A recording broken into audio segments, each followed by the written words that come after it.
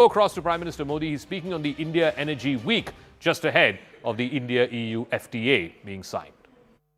कल ही भारत और European union के बीच एक बहुत बड़ा एग्रीमेंट हुआ है। दुनिया में लोग इसकी चर्चा मदर ऑफ ऑल डील्स के रूप में कर रहे हैं। ये समझौता भारत के 140 करोड़ लोगों और यूरोपीय देशों के करोड़ों लोगों के लिए बहुत बड़े अवसर लेकर आया है। ये दुनिया की दो बड़ी इकोनॉमीज के बीच तालमेल का एक शानदार उदाहरण बना है। ये समझौता ग्लोबल जीडीपी के करीब 25% और ग्लोबल ट्रेड के करीब 1/3 हिस्से को रिप्रेजेंट करता है। ये समझौता ट्रेड के साथ साथ डेमोक्रेसी और रूल ऑफ लॉ के प्रति हमारे शेयर्ड कमिटमेंट को भी सशक्त करता है। साथियों, ईयू के साथ हुआ ये फ्री ट्रेड एग्रीमेंट ब्रिटेन और एप्टा समझौतों को भी कॉम्प्लीमेंट करेगा। इससे ट्रेड और ग्लोबल सप्लाई चेन दोनों को मजबूती मिलेगी। मैं भारत के नौजवानों को, सभी देशवासियों को इसके लिए बहुत बहुत बधाई देता हूं। मैं textile, James and jewellery, leather and shoes ऐसे हर सेक्टर से जुड़े साथियों को भी बधाई देता हूं।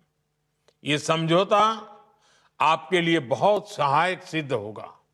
साथियों, इस ट्रेड डील से भारत में मैन्युफैक्चरिंग को तो बल मिलेगा ही, साथ ही सर्विसेज से जुड़े सेक्टर का भी और अधिक विस्तार होगा। ये फ्री ट्रेड एग्रीमेंट दुनिया के हर बिजनेस, हर इन्वेस्टर के लिए भारत पर कॉन्फिडेंस को और मजबूत करेगा। साथियों, भारत आज हर सेक्टर में ग्लोबल पार्टनरशिप पर बहुत अधिक काम कर रहा है। मैं अगर एनर्जी सेक्टर की ही चर्चा करूं तो यहां एनर्जी वैल्यू चेन से जुड़े हुए अलग अलग क्षेत्रों में निवेश की बहुत संभावनाएं हैं। आप एक्सप्लोरेशन का ही क्षेत्र ले लीजिए। भारत ने अपने एक्सप्लोरेशन सेक्टर को काफी ओपन कर दिया है। आपको हमारे डीप सी एक्सप्लोरेशन से जुड़े समुद्र मंथन मिशन की भी जानकारी है। हम इस दशक के अंत तक अपने ऑयल एंड गैस सेक्टर में इन्वेस्टमेंट को $100 बिलियन तक ले जाने का प्रयास कर रहे हैं। हमारा लक्ष्य एक्सप्लोरेशन के दायरे को भी 1 मिलियन स्क्वायर किलोमीटर तक विस्तार करने का है। इसी सोच के साथ हमारे यहां 170 से अधिक ब्लॉक्स को अवार्ड किया जा चुका है। अंडमान निकोबार का बेसिन भी हमारी नेक्स्ट हाइड्रोकार्बन होप बन रहा है। साथियों, हमने एक्सप्लोरेशन सेक्टर में काफी रिफॉर्म्स भी किए हैं। नो गो एरिया बहुत कम कर दिया गया है। इंडिया एनर्जी वीक के पिछले एडिशन में आपको भी जो भी सुझाव थे, आपने जो कुछ भी कहा, उनके अनुसार हमने अपने एक्ट्स और रूल्स में भी बदलाव किए हैं। यदि आप एक्सप्लोरेशन सेक्टर में इन्वेस्ट करते हैं तो आपकी कंपनी की प्रॉफिटेबिलिटी बढ़ना तय है। साथियों, भारत की एक और विशेषता है जो है एनर्जी सेक्टर में इन्वेस्टमेंट को बहुत फायदेमंद बनाता है। हमारे यहां बहुत बड़ी रिफाइनिंग कैपेसिटी मौजूद है। हम रिफाइनिंग कैपेसिटी के मामले में विश्व में दूसरे स्थान पर है। जल्द ही हम दुनिया में पहले नंबर पर होंगे। आज भारत की रिफाइनिंग कैपेसिटी करीब 260 MMTPA की है। इसे 300 MMTPA के ऊपर ले जाने के लिए निरंतर प्रयास हो रहा है। ये इन्वेस्टर्स के लिए बहुत बड़ा एडवांटेज है। साथियों, भारत में एलएनजी की डिमांड भी निरंतर बढ़ रही है। हमने अपनी टोटल एनर्जी डिमांड का 15% एलएनजी से पूरा करने का लक्ष्य रखा है।